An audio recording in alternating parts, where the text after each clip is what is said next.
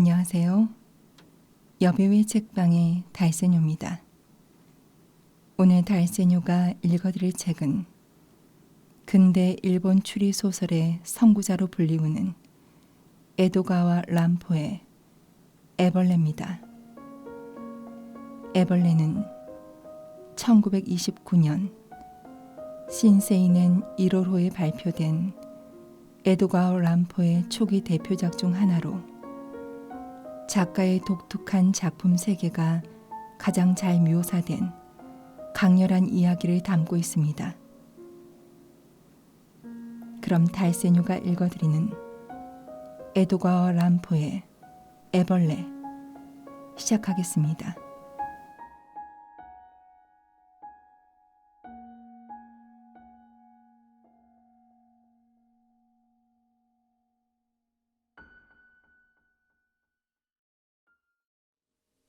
도키코는 이제 그만 물러가겠다는 인사를 하고 이미 어둑어둑해진 잡초가 제멋대로 자라 황폐하기 짝이 없는 넓은 뜰을 지나 부부가 사는 별채 쪽으로 걸어갔다.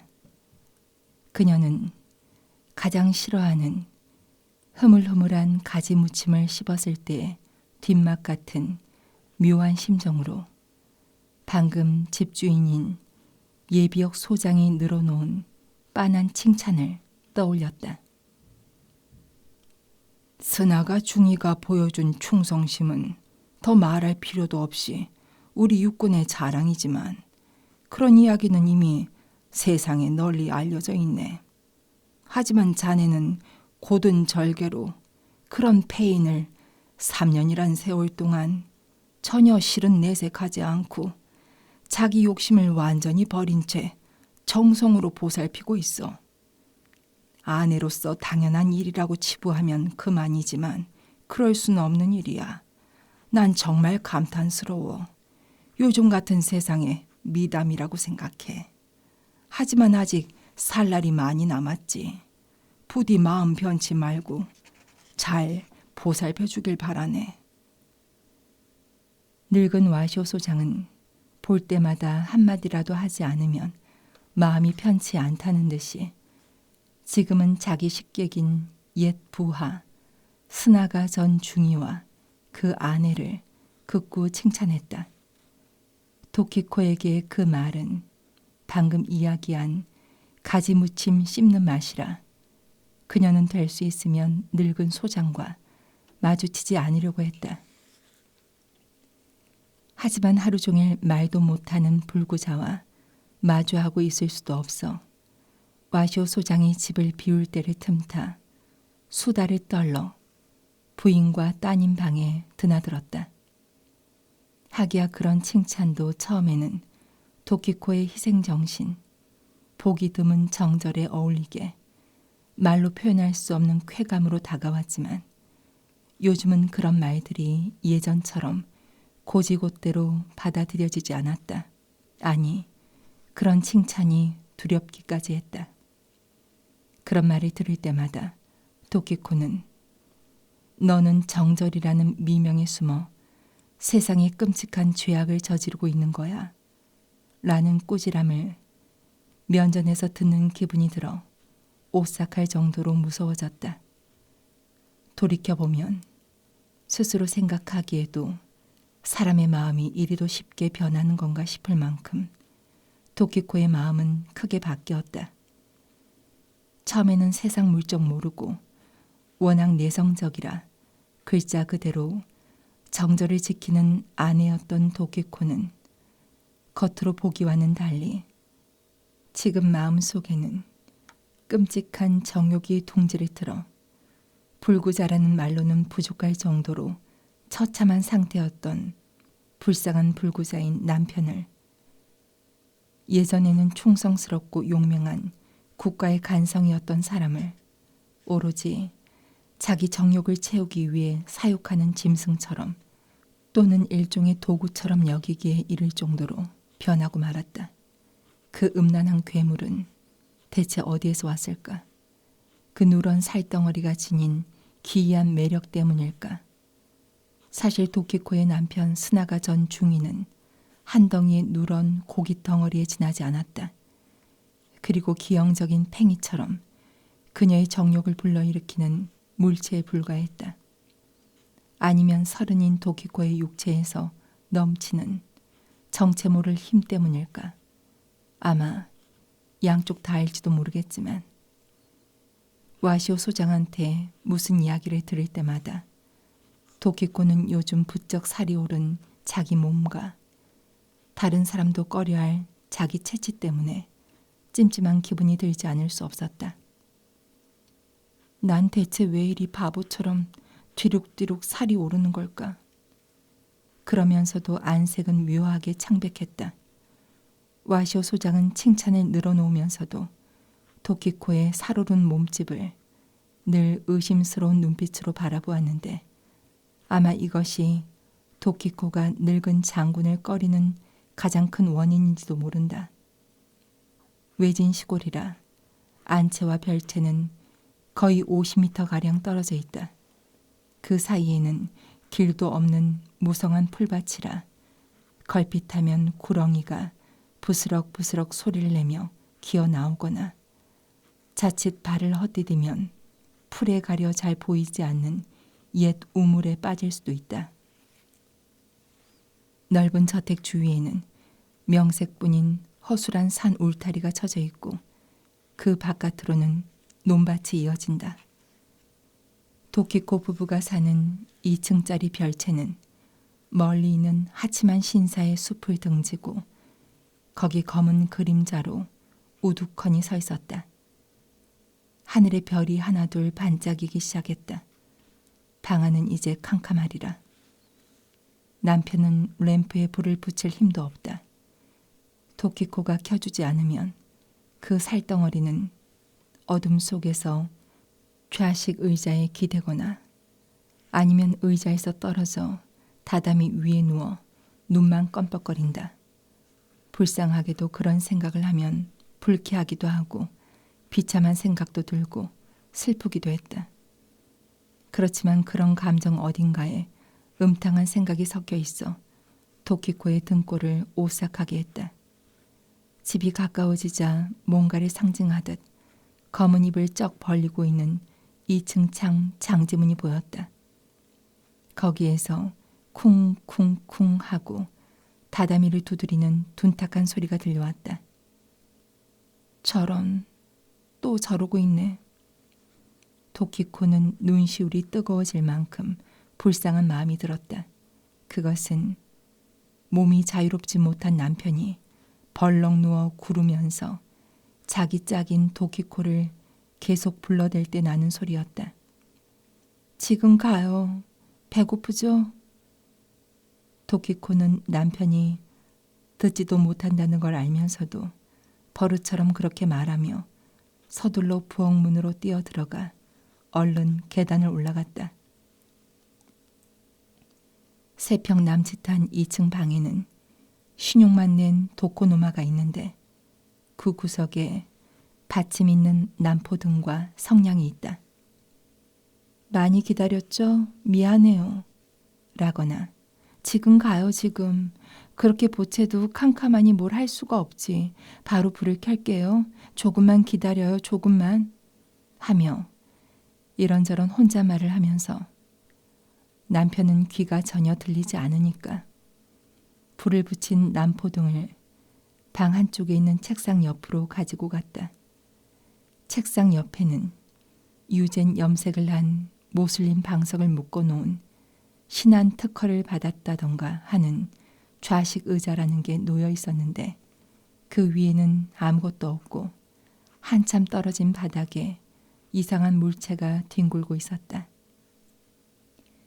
그 물체는 틀림없이 낡은 오시마 메이센으로 지은 기모노를 입고 있긴 하지만 입었다기보다 둘둘 말았다고 하는 편이 어쩌면 오시마 메이센 보자기로 싼 보따리라고 하는 게 더 어울릴 만큼 괴상했다. 그리고 그 보따리 한쪽에 사람 머리가 쑥 튀어나와 방앗개비처럼 혹은 기묘한 자동 기계처럼 쿵쿵쿵 바닥을 두드리는 중이었다. 그렇게 바닥을 두드리면 커다란 보따리 전체가 그 반동 때문에 조금씩 위치가 바뀌었다. 그렇게 짜증내지 말아요. 뭐예요 이거? 도키코는 그렇게 말을 건네며 손으로 밥을 먹는 신용을 해보였다. 이거 아니야? 그럼 이거? 도키코는 다른 신용을 해보였다. 하지만 말을 못하는 남편은 그때마다 고개를 저으며 바닥에 쿵쿵쿵쿵 마구 머리를 찧어댔다. 포탄 파편 때문에 얼굴 전체가 끔찍하게 망가졌다. 왼쪽 귓볼은 통째로 떨어져 나가 작은 구멍 하나만이 흔적으로 남았다. 입 언저리에서 눈 아래 부분까지 뺨 위로 비스듬하게 꿰맨 흉터가 있다. 오른쪽 관자놀이에서 머리로 흉측한 상처가 기어 올라간 듯 나 있다. 목은 뭉텅 도려낸 듯 패였고 코나입은 원래 모양을 찾아볼 수 없다. 마치 괴물 같은 얼굴에서 그나마 제 모양을 갖춘 것은 징그러운 주변 모습과는 달리 천진한 어린아이처럼 맑고 동그란 두 눈이다. 그런데 그 눈이 지금 조바심 치듯 깜빡거리고 있었다. 그럼 할 이야기가 있는 건가? 기다려요. 도키코는 책상 서랍에서 공책과 연필을 꺼내 남편의 뭉그러진 입에 연필을 물려주고 그 옆에 공책을 펼쳐놓았다. 남편은 말을 하지도 못하고 연필을 줄 손이나 발도 없었기 때문이다. 내가 싫어졌나? 남편은 마치 큰 길에 나와 앉은 장애인처럼 아내가 내민 공책 위에 입으로 글자를 썼다. 한참 걸려 알아보기가 무척 힘든 카타카나를 적었다. 또 질투하네. 그렇지 않아요. 아니라니까. 도키코는 웃으며 힘껏 고개를 저어 보였다. 하지만 남편은 다시 머리를 바닥에 찍기 시작했다. 도키코는 바로 눈치를 채고 잡기장을 남편 입 쪽에 대주었다. 그러자 남편은 연필을 어설프게 놀리더니 어디 썼어? 라고 적었다. 그걸 보고 도키코는 매몰차게 연필을 빼앗아 공책 여백에 와시오 씨네 집에 라고 적어 남편 눈앞에 들이밀었다. 남편은 다시 공책을 달라고 조르더니 이렇게 적었다. 3시간. 3시간이나 혼자 기다렸다는 거로군요. 잘못했어요. 도키코는 그제야 미안하다는 표정을 지으며 고개를 숙였다. 이제 안 그럴게요. 이제 안 그럴게. 도키코는 손을 저어 보이며 말했다. 보따리 같은 스나가 전 중이는 물론 아직 성이 풀리지 않는 모양이지만 입으로 글씨 쓰기가 귀찮아졌는지 머리를 축 늘어뜨리고 움직이지 않았다. 대신 커다란 두 눈에 온갖 뜻을 담아 도키코의 얼굴을 말똥말똥 바라보았다. 도키코는 이럴 때 남편의 기분을 풀 수 있는 하나뿐인 방법을 안다. 말이 통하지 않기 때문에 자세하게 설명할 수 없고 말 이외의 심정을 가장 잘 전달할 수 있는 미묘한 눈빛 따위는 머리가 많이 무뎌진 남편에게 통하지 않았다. 그래서 늘 이런 기묘한 사랑 다툼 끝에는 서로 답답해져 제일 빠른 화해 수단을 선택하기 마련이었다. 도키코는 느닷없이 남편 몸에 올라타 웅크리더니 일그러진 입에 자리한 번들번들 빛나는 커다란 흉터 위에 키스를 퍼부었다. 남편의 눈에는 그제야 안도하는 빛이 나타나고 일그러진 입가에는 우는 듯 추한 미소가 떠올랐다. 그걸 보고도 도키코는 늘 그랬듯 미친 듯이 퍼붓는 키스 세례를 멈추지 않았다. 그렇게 하는 까닭은 남편의 추한 모습을 잊고 자기 나름대로 애써 달콤한 흥분을 끌어내기 위해서이기도 했고 행동의 자유를 완전히 잃은 불쌍한 불구자를 멋대로 못살게 굴고 싶은 야릇한 심리도 작용했기 때문이다. 그렇지만 남편은 도키코의 지나친 호의에 당황해 숨도 제대로 쉬지 못하며 괴로워했다. 그는 몸을 뒤척이며 추한 얼굴을 괴상하게 찡그리면서 고통스러워했다. 그런 모습을 보면 도키코의 몸 안에서 늘 어떤 감정이 슬금슬금 솟아났다. 도키코는 미친 듯이 남편에게 달려들어 옷이 마매이 센 보따리를 찢어 발기듯 벗겨냈다. 그러자 그 안에서는 뭐라 말로 표현할 수 없는 살덩어리가 굴러나왔다. 이런 상태로 어떻게 목숨을 건질 수 있었는가 하고 당시 의료계를 떠들썩하게 만들고 신문에서는 일찍이 볼 수 없었던 기이한 이야기로 소개된 것처럼 스나가 전 중위는 마치 팔다리가 빠진 인형처럼 더는 망가질 수 없을 지경으로 무참하고 무시무시한 부상을 당했다. 두 팔다리는 거의 다 잘려나가 볼록한 살덩어리가 팔다리의 흔적으로 겨우 남아있었다. 그뿐 아니라 몸통만 남은 괴물 같은 온몸에는 얼굴을 비롯해 여기저기 크고 작은 수많은 흉터가 번들거렸다. 그야말로 끔찍한 일이지만 그런 상태임에도 남편의 몸은 이상하리 많지 영양 상태가 좋고 불구인 몸치고는 건강했다. 와시오 소장은 그것이 도키코의 정성어린 간호 덕분이라며 칭찬을 늘어놓을 때마다 늘 이 일을 잊지 않고 보탰다.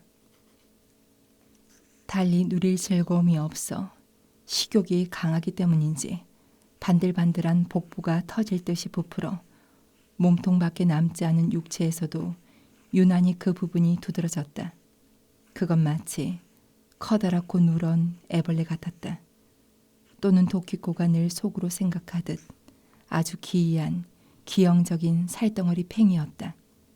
어떤 때는 팔다리가 있던 흔적인 네 군데 살덩어리가 튀어나온 부분이 마치 애벌레 다리처럼 이상하게 떨리면서 엉덩이를 축으로 머리와 어깨가 정말 팽이처럼 바닥에서 빙빙 돌았다. 지금 도키코가 발가벗긴 남편은 이렇다 할 저항도 없이 무슨 말이라도 건네듯 눈을 들었다. 그리고 자신을 올라타 앉아 먹이를 노리는 짐승처럼 이상하게 눈을 가늘게 뜬 아내의 약간 탄탄하고 매끄러운 겹턱을 물끄러미 바라보고 있었다. 도키코는 남편의 눈빛이 지닌 뜻을 읽을 수 있었다.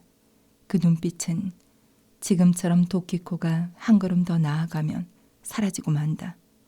예를 들어 바느질을 하고 있는 도키코 옆에서 이 불구자가 무료하게 멍하니 허공을 바라볼 때 같은 경우 그 눈빛에 담긴 뜻이 더욱 깊어져 어떤 고민을 드러냈다. 시각과 촉각을 느낄 수 있는 오감을 잃고만 남편은 원래 책 읽기에는 전혀 관심이 없는 진격밖에 모르는 군인이었다.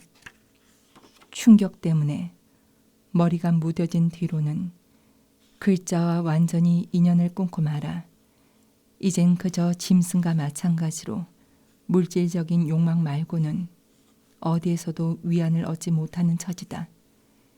그래도 그 캄캄한 지옥처럼 엉망진창인 생활 속에서도 문득 불구가 되기 전에 익힌 군대식 윤리관이 무뎌진 머리를 일깨울 때가 있는데 그것이 불구가 된 뒤로 더욱 민감해진 정욕과 마음속에서 싸움을 벌여 남편의 눈에 묘한 고민의 그림자를 드리우게 하는 게 틀림없다. 도키코는 이렇게 풀이했다. 도키코는 아무것도 할 수 없는 남편의 눈빛에 드러나는 겁먹은 고민을 들여다보는 일이 그리 싫지만은 않았다. 심한 울보이긴 했지만 묘하게 약자를 괴롭히는 성향이 있었다. 그래서 그 가련한 불구자의 고민은 끊임없이 도키코를 자극했다. 지금도 남편을 위로한 것이 아니라 외려 덮쳐 누르듯 여느 때보다 민감해진 불구자의 정욕을 부추기는 것이었다. 도키코는 정체 모를 악몽에 시달리다가 마구 소리를 지르는 바람에 식은땀에 흠뻑 젖어 잠에서 깼다. 머리맡에 놓아둔 램프 등피에 검은 연기가 묘하게 고여 가늘게 해둔 심지가 지지직 하는 소리를 내고 있었다. 천장이고 벽이고 할 것 없이 이상하게 실내가 주황색으로 물들어 침침해 보였다. 곁에서 잠이 든 남편 얼굴도 꿰맨 상처 자국이 불빛을 받아 주황색으로 번들번들 빛났다. 도키코가 방금 지른 신음을 들었을 리 없는데 그는 두 눈을 크게 뜨고 천장을 물끄러미 바라보고 있었다. 책상 위 자명종 시계를 보니 새벽 1시가 조금 지난 시각이었다. 눈을 뜨자마자 왠지 모르게 불쾌했다. 아마 그게 악몽을 꾼 원인은 아닐 테지만 도키코는 잠에서 깬 뒤 바로 그 불쾌감을 확실하게 느끼기도 전에 뭔가 이상하다는 생각을 했다. 그러다가 문득 다른 것이 아까 그 이상한 유이의 모습이 환각처럼 눈앞에 떠올랐다. 거기에는 뱅뱅 돌아가는 팽이 같은 살덩어리가 있었다. 그리고 살찐 30살 여자의 흉측한 몸뚱이가 그것이 마치 지옥도처럼 뒤엉켜 있었다. 그 얼마나 사위스럽고 추한 모습인가. 하지만 그 사위스러움, 추함이 다른 무엇보다 마약처럼 도키코의 정욕을 부추겨 신경을 마비시키는 힘을 지녔을 줄은 30년 반평생을 살아오면서 일찍이 상상도 하지 못했던 일이다. 도키코는 제 가슴을 꼭 부둥켜 안고 한숨인지 신음인지 모를 소리를 내며 망가진 인형처럼 잠든 남편을 바라보았다. 이때 비로소 잠에서 깼을 때 왜 불쾌감이 느껴졌는지 그 까닭을 깨달았다. 그래서 여느 때보다 좀 많이 이른 모양이다라고 생각하면서 이부 자리에서 빠져나와 계단을 내려갔다. 다시 이부 자리로 돌아와 남편의 얼굴을 바라보니 그는 여전히 아내는 쳐다보지도 않고 천장만 바라보고 있었다. 또 그 생각하는 거네. 눈 말고는 자기 뜻을 드러낼 신체 기관이 없는 사람이 한 곳만 물끄러미 바라보는 모습은 이런 한밤중에는 문득 으스스한 느낌을 불러일으킨다. 어차피 무뎌진 머리라고 생각하지만 이처럼 극단적인 불구의 몸이 되면 머릿속에는 다른 사람들과 다른 또 다른 세계가 펼쳐지는지도 모른다. 남편은 지금 그 다른 세계를 저리도 헤매고 있는 건지도 모른다. 이런 생각이 들면 소름이 끼쳤다. 도키코는 정신이 말똥말똥해져서 잠을 이루지 못했다. 머릿속에서 우르르르 하는 소리를 내며 불길이 소용돌이 치는 느낌이 들었다. 그리고 온갖 망상이 마구 떠올랐다 사라졌다. 그 가운데는 도키코의 삶을 이렇게 완전히 바꿔버린 3년 전 일이 섞여 있었다. 남편이 부상당해 본국으로 송환될 거라는 통지를 받았을 때는 일단 전사한 게 아니라니 다행이라고 생각했다. 그때까지만 해도 서로 왕래가 있던 동료 군인의 부인에게서 당신은 좋겠다며 부러움을 사기도 했다. 곧이어 신문은 남편이 세운 화려한 공로를 떠들어댔다. 동시에 남편이 당한 부상이 무척 심하다는 사실도 알게 되었지만 물론 이 지경일 거라고는 상상도 못했다. 도키코는 위수 병원으로 남편을 만나러 갔던 때를 아마 평생 잊지 못하리라. 새하얀 시트 안에서 처참하게 망가진 남편의 얼굴이 멍하니 도키코 쪽을 바라보고 있었다. 의사가 어려운 용어를 섞어가며 설명했다. 부상 때문에 귀가 들리지 않게 되었고 발성 기능도 문제가 생겨 말을 할 수 없게 되었다는 이야기를 들었을 때 도키코는 이미 새빨개진 눈으로 연신 콧물을 훌쩍였다. 그 뒤에 얼마나 무서운 일이 기다리는지도 모른 채로 엄숙하게 생긴 의사 역시 딱하다는 표정을 감추지 못하고 놀라지 마십시오 라며 흰 시트를 살짝 들쳐 보여주었다. 거기엔 악몽에서나 등장하는 괴물처럼 팔이 있어야 할 곳에 팔이, 다리가 있어야 할 곳에 다리가 전혀 보이지 않았고 붕대를 감아 뭉툭해진 몸통만 으스스하게 누워 있었다.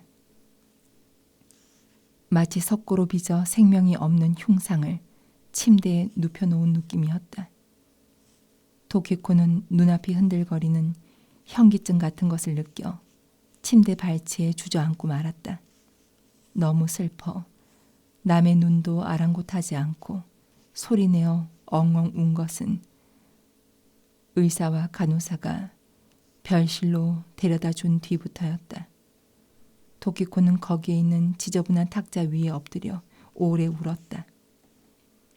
정말 기적입니다. 팔다리를 모두 잃은 부상병은 스나가 중이만이 아닌데 다들 목숨을 건지지 못했습니다. 그야말로 기적이라고 할 수 있죠. 이건 완전히 기타무라 박사님의 놀라운 의술 덕분입니다. 아마 어느 나라 군 병원에서도 이런 사례는 찾아볼 수 없을 겁니다. 엎드려 우는 도키코의 귓가에 의사가 위로하듯 그런 소리를 했다. 기적이라는 기뻐해야 할지 슬퍼해야 할지 모를 그런 말을 몇 번이고 반복했다. 신문에서 용맹스러운 스나가 중위의 혁혁한 무후는 물론이고 이 기적적인 외과 의술에 대해 떠들어댄 것은 두말할 필요도 없다. 꿈 같은 시간이 반년쯤 흘렀다. 상관과 동료 군인들의 도움으로 스나가의 살아있는 송장이 집으로 옮겨지자 거의 동시에 팔다리에 대한 보상으로 공은 5급 금치 훈장이 수여되었다. 도키코가 불구가 된 남편을 보살피느라 눈물을 흘리고 있을 때 세상은 개선을 축하한다며 시끌벅적했다. 도키코에게 친척을 비롯한 지인, 동네 사람들로부터 명예라는 말이 비오듯 쏟아졌다. 얼마 지나지 않아 몇 푼 되지 않는 연금으로는 살림살이를 꾸려갈 수 없었다. 전쟁터에서 지휘관이었던 와쇼 소장이 호의를 베풀어 저택 안에 있는 별채에 공짜로 들어와 살게 되었다. 시골로 옮겼기 때문이기도 하겠지만 생활이 갑자기 쓸쓸해졌다. 개선에 들뜬 분위기도 가라앉자 세상 분위기도 쓸쓸해졌다. 이제 아무도 이전처럼 도키코 부부를 위문하러 와주지 않았다. 세월이 흐름에 따라 전쟁에서 이겼다는 흥분도 가라앉고 그에 따라 전쟁 공로자들에게 감사하는 마음도 옅어졌다. 스나가 전 중위를 입에 올리는 이는 이제 아무도 없었다. 남편 친척들도 남편이 불구자라 꺼림칙했는지 아니면 물질적인 도움에 대한 두려움 때문이었는지 거의 발을 들이지 않게 되었다. 친정 부모님은 모두 돌아가셨고 형제 자매들도 다들 정이 없는 편이었다. 가련한 불구자와 정절을 지키는 아내는 세상에서 동떨어지듯 시골 외딴 집에서 근근히 살아가고 있었다. 이 집 2층에 있는 3평 남짓한 다다미 방은 두 사람에게 유일한 색이었다. 게다가 한 사람은 귀도 들리지 않고 말도 하지 못할 뿐 아니라 거동마저 전혀 불가능한 흙으로 빚은 인형 같은 신세였다. 남편은 완전히 달라진 생활 양식에 당황했는지 건강을 회복하고 나서도 한동안은 멍한 상태로 꼼짝도 않고 누워 있었다. 그리고 때를 가리지 않고 깜빡깜빡 졸았다. 도키코의 책상으로 연필을 입에 물고 글자를 쓰면서 대화를 주고받게 되었을 때 남편이 제일 먼저 쓴 글자는 신문과 훈장이라는 두 단어였다. 신문은 자기가 세운 무훈을 대서특필한 전쟁 당시에 오려둔 신문 기사고, 훈장이란 말할 필요도 없이 그 금치 훈장이다. 남편이 의식을 되찾았을 때 와시오 소장이 제일 먼저 눈앞에 들이민 물건이 그 두 가지였는데 남편은 그걸 기억하고 있었던 것이다. 남편은 그 뒤로도 툭 하면 글자를 써서 신문 기사와 훈장을 요구했다. 도키코가 가지고 오면 남편은 그것을 한없이 들여다보았다. 남편이 신문 기사를 반복해서 읽을 때면 도키코는 손이 저린 걸 참으면서도 어쩐지 어처구니 없는 심정으로 그의 만족스러워하는 눈빛을 바라보았다. 그러나 도키코가 명예를 경멸하기 시작하고 한참 지나서긴 했지만 남편 역시 명예에 진절머리가 난 듯했다. 이제 예전처럼 그 두 가지 물건을 가져오라고 하지 않았다. 그 뒤에 남은 것은 불구지만 그렇기 때문에 더 병적이고 뜨거운 육체적 욕망뿐이었다. 남편은 회복기에 들어선 위장병 환자처럼 개걸스럽게 먹을 것을 달라고 했고 시간을 가리지 않고 그녀의 육체를 요구했다. 도키코가 응하지 않을 때면 남편은 아주 잘 돌아가는 살덩어리 팽이가 되어 다다미 위를 미친 듯이 기어 돌아다녔다. 처음엔 도키코도 왠지 불안하고 두렵고 꺼림칙했지만 시간이 점점 흐르면서 자기도 서서히 유욕의 아귀로 변해갔다. 들판에 있는 외딴 집에 틀어박혀 앞날에 대한 아무런 희망도 없는 거의 무지하다고 할 수 있는 두 남녀에게는 그게 생활의 전부였다. 동물원 우리 속에서 평생을 보내는 두 마리 짐승처럼. 그런 상태였기 때문에 도키코가 자기 남편을 마음대로 주무를 수 있는 큼직한 장난감으로 여기게 된 것은 지극히 당연했다.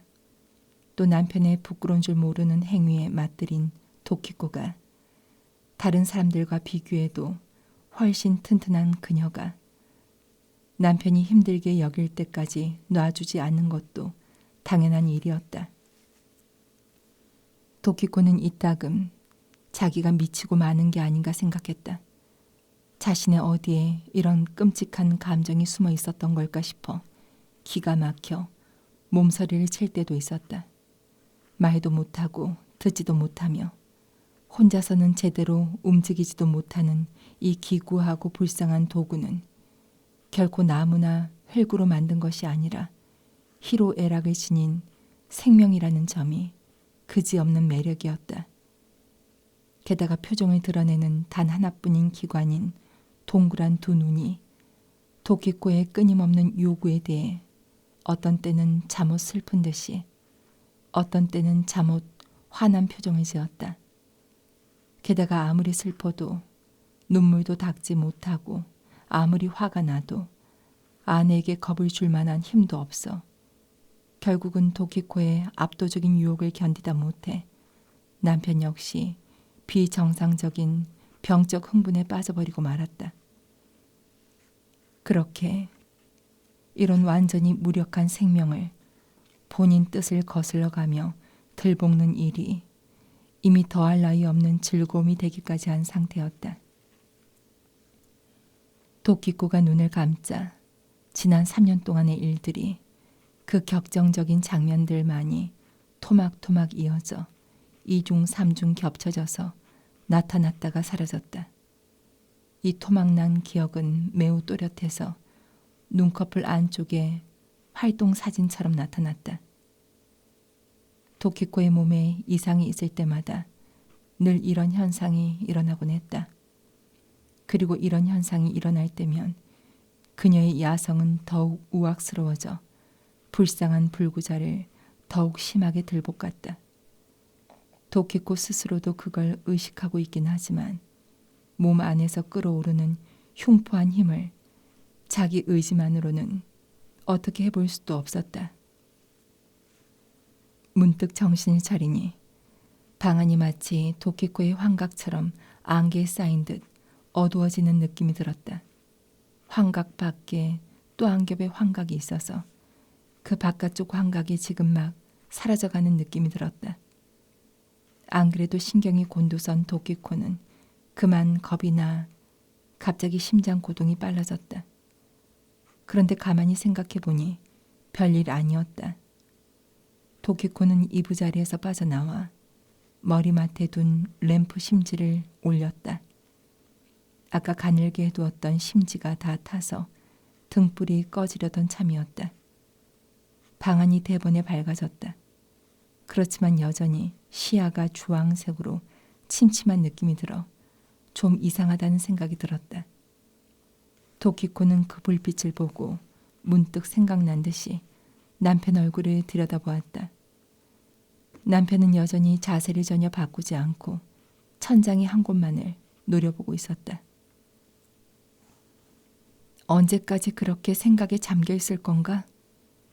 도끼코는 약간 불안하기도 했지만 그보다 차마 눈뜨고 볼 수 없을 만큼 형편없는 불구인 주제에 혼자서 곰곰이 생각에 빠져있는 모습이 너무 얄밉게 느껴졌다. 그러자 그 잔악성이 도끼코의 몸 안에서 또 근질근질 솟아났다. 도끼코는 느닷없이 남편의 이불 위로 덤벼들었다. 그리고 갑자기 남편의 어깨를 껴안고 마구 흔들어대기 시작했다. 너무도 갑작스러운 일이라 남편은 몸 전체를 흠칫 떨며 놀랐다. 그리고 다음에는 호된 질책의 눈빛으로 도끼코를 쏘아보았다. 화났어? 뭐야? 왜 눈을 그렇게 떠? 도끼코는 그렇게 소리치면서 남편에게 덤벼들었다. 일부러 남편의 눈을 가리고 늘 하던 놀이를 시작했다. 화내봐야 소용없어. 당신을 내 마음대로 다룰 수 있는걸. 하지만 도끼코가 아무리 애를 써도 그때만은 남편이 여느 때처럼 자진해서 타협해오는 기미를 보이지 않았다. 아까부터 천장만 뚫어지게 바라보며 생각한 것이 이런 거였나? 아니면 그저 아내가 멋대로 행동하는 바람에 비위가 뒤틀린 건가? 남편은 큰 눈을 잔뜩 부라리며 도끼코의 얼굴을 계속 뚫어지게 쳐다보았다. 뭐야? 눈을 왜 이렇게 떠? 도끼코가 소리를 지르며 두 손으로 남편의 눈을 덮었다. 그리고 뭐야 라고 미친 듯이 계속 소리쳤다. 병적인 흥분이 도끼코를 무감각하게 만들었다. 두 손가락에 얼마나 힘을 주었는지도 거의 의식하지 못했다. 깜짝 놀라 꿈에서 깨듯 정신을 차리니 도끼코 아래에서 남편이 버둥거리고 있었다. 몸통밖에 없긴 하지만 엄청난 힘으로 필사적으로 발버둥 치는 바람에 무거운 도끼코가 튕겨나갈 정도였다. 어찌된 일인지 남편이 두 눈에서 피를 내뿜으며 꿰맨 자국 투성이인 얼굴 전체가 뜨거운 물에 데친 듯 뻘겋게 상기된 상태였다. 도끼코는 그제야 모든 걸 깨달았다. 자기가 남편의 단 하나 남은 바깥 세상과 통하는 창을 정신없이 무참하게 망가뜨리고 말았다는 사실을. 하지만 결코 정신이 없는 상태에서 저지른 실수라고만은 할 수 없었다. 스스로도 그걸 알고 있었다. 가장 확실한 것은 도끼코가 의사 표현을 하는 남편의 눈을 방해가 된다고 느꼈다는 사실이다. 때때로 그 눈에 떠오르는 정이라는 관념을 밉살맞게 여기고 있었던 것이다. 뿐만 아니라 그 눈에서는 또 다른 더 기분 나쁘고 무서운 무엇인가가 느껴지기까지 했다. 하지만 그건 거짓이다. 도끼코의 마음 깊숙한 곳에서는 전혀 다른, 그보다 훨씬 무서운 생각이 도사리고 있었던 게 아닐까. 도끼코는 남편을 진짜 산송장으로 만들고 싶었던 게 아닐까. 완전히 살덩어리 팽이로 만들고 싶었던 게 아닐까. 몸통의 감각 이외에는 오간을 모두 잃은 생명으로 만들어버리고 싶었던 게 아닐까. 그렇게 해서 자신의 끝없는 잔악성을 가장 깊은 곳에서부터 만족시키고 싶었던 게 아닐까. 남편의 몸에서 눈만이 겨우 사람다운 모습을 갖추고 있었다. 그게 남아있으면 뭔가 완전치 않은 느낌이 들었다. 진짜 살덩어리 팽이가 아닌 듯했다. 이런 생각이 잠깐 도키코의 머릿속에 스쳐갔다. 깍 하고 소리를 지르자마자 펄펄 뛰고 있는 살덩어리를 내버려 두고 쏜살같이 계단을 달려 내려가 맨발로 어두운 밖을 향해 달려나갔다. 도키코는 악몽 속에서 무서운 것에 쫓기기라도 하듯 정신없이 달렸다. 뒷문을 나와 마을길을 오른쪽으로 꺾어서 300m 남짓 떨어진 곳에 의사가 사는 집이 있다는 생각은 하고 있었다. 사정사정해서 겨우 의사를 데리고 왔을 때도 살덩어리는 아까와 마찬가지로 마구 퍼덕거리고 있었다.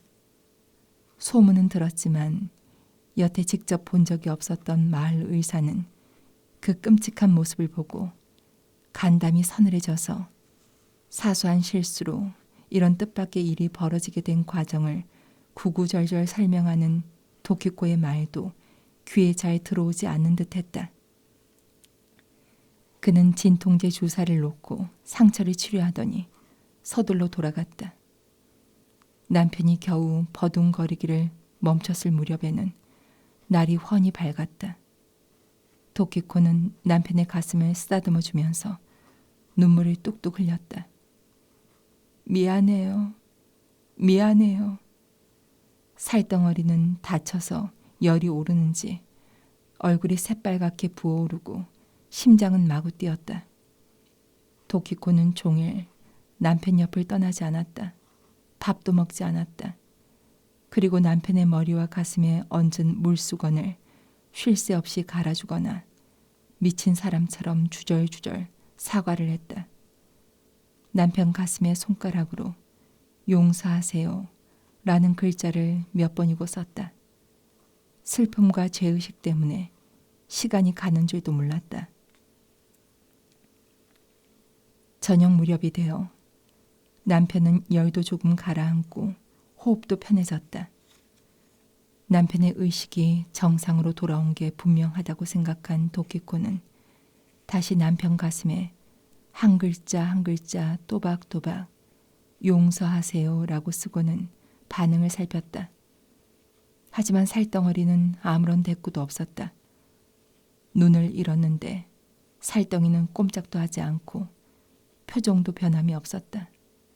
숨소리를 들으면 잠들었다고 생각할 수 있지만 가슴에 쓴 글자를 이해할 기운마저 잃었는지 아니면 분노 때문에 계속 침묵하는 것인지 도무지 알 수 없었다. 이제 그것은 폭신폭신하고 따스한 물체에 지나지 않았다. 도키코는 뭐라 형언할 수 없는 그 꼼짝 않는 살덩어리를 보고 있다가 태어나서 한 번도 경험한 적이 없는 진짜 공포에 부들부들 떨기 시작하지 않을 수 없었다. 거기 누워있는 것은 틀림없이 하나의 생명이었다. 폐도 있고 위도 있다. 그런데 사물을 볼 수 없다. 소리를 들을 수 없다. 말을 전혀 할 수 없다. 뭔가를 쥘 손도 없고 딛고 일어설 다리도 없다.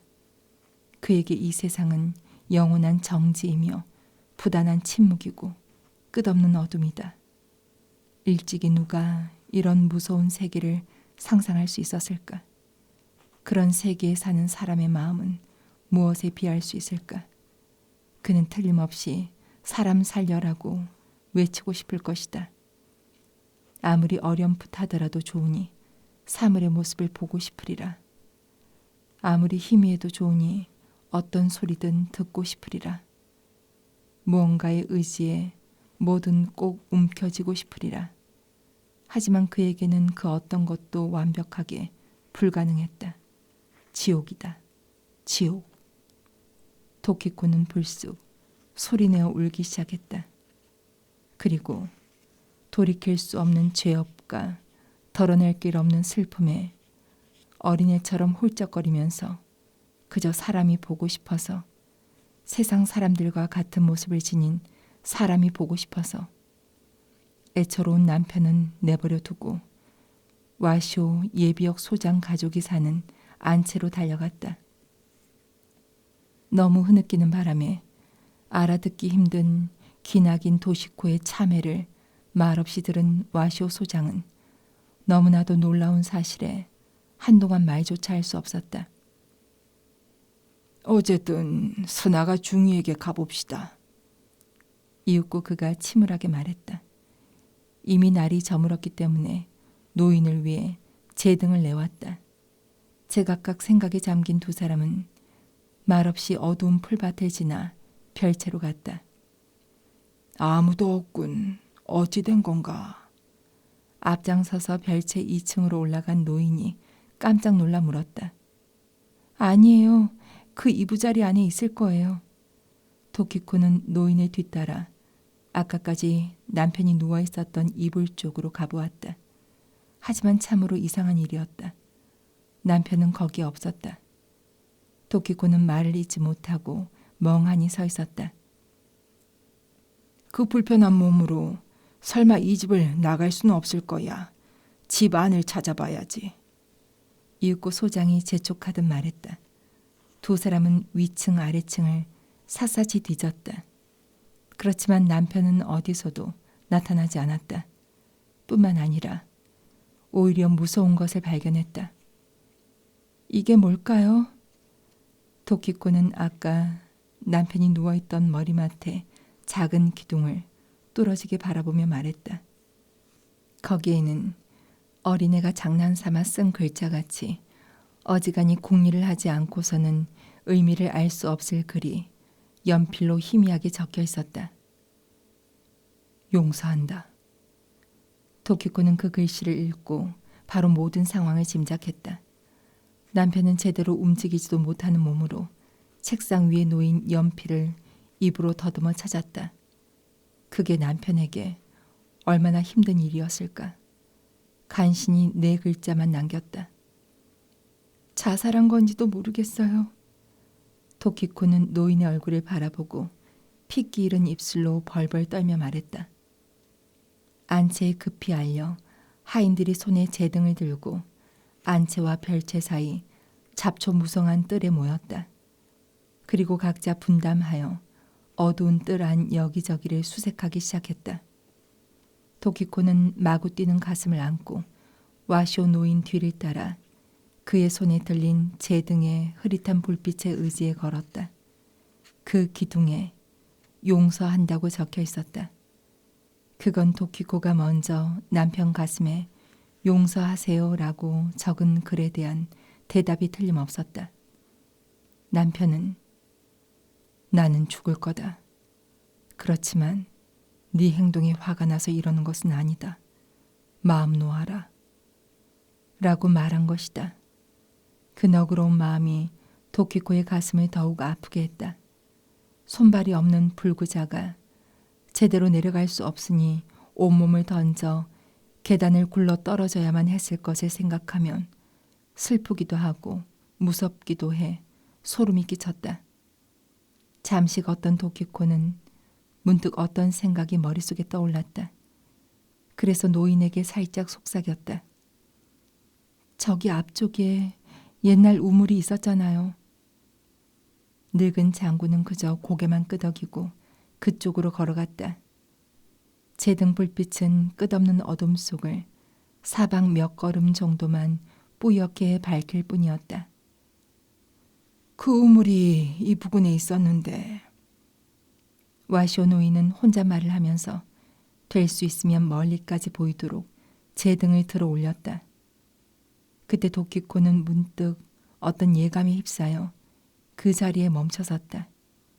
귀를 기울이니 어디선가 뱀이 풀을 가르며 지나가는 듯한 소리가 희미하게 들렸다. 도키코와 노인은 거의 동시에 그 모습을 보았다. 그리고 도키코는 물론이고 그 늙은 장군마저도 너무 무서운 나머지 선체로 꼼짝도 하지 못했다. 제등 불빛이 겨우 닿을까 말까한 어둑한 곳, 무성한 잡초 사이에서 새카만 물체가 느릿느릿 꿈틀거리고 있었다. 그 물체는 섬뜩한 기분이 들게 하는 파충류처럼 머리를 치켜들고 계속 앞을 바라보며 파도처럼 몸을 묵묵히 꿈틀거려 몸통 내 귀퉁이에 혹처럼 튀어나온 부분으로 버둥거리듯 땅바닥을 긁으며 기를 쓰고 있었다. 하지만 몸이 뜻대로 움직이지 않는지 꿈틀꿈틀 앞으로 나아가고 있었다. 이윽고 치켜든 머리가 불쑥 아래로 향하더니 시야에서 사라졌다. 풀을 스치는 소리가 전보다 더 맹렬하게 나는가 싶더니 몸 전체가 훌쩍 들리고는 땅속으로 쑥 빨려 들어가 보이지 않게 되었다. 이어서 깊은 땅속에서 텀벙하고 둔탁한 물소리가 들려왔다. 그곳에는 풀 속에 숨어있는 옛 우물이 입을 벌리고 있었다.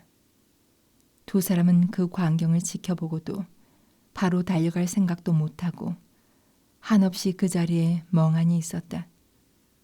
참으로 이상한 일이지만 그 경황이 없는 순간에도 도키코는 어두운 밤에 애벌레 한 마리가 어떤 마른 나뭇가지를 타고 기어가다가 가지 끝에 이르러 제 몸무게를 가누지 못해 툭 하고 캄캄한 공간으로 끝없이 떨어지는 광경을 문득 떠오른 환각처럼 보았다.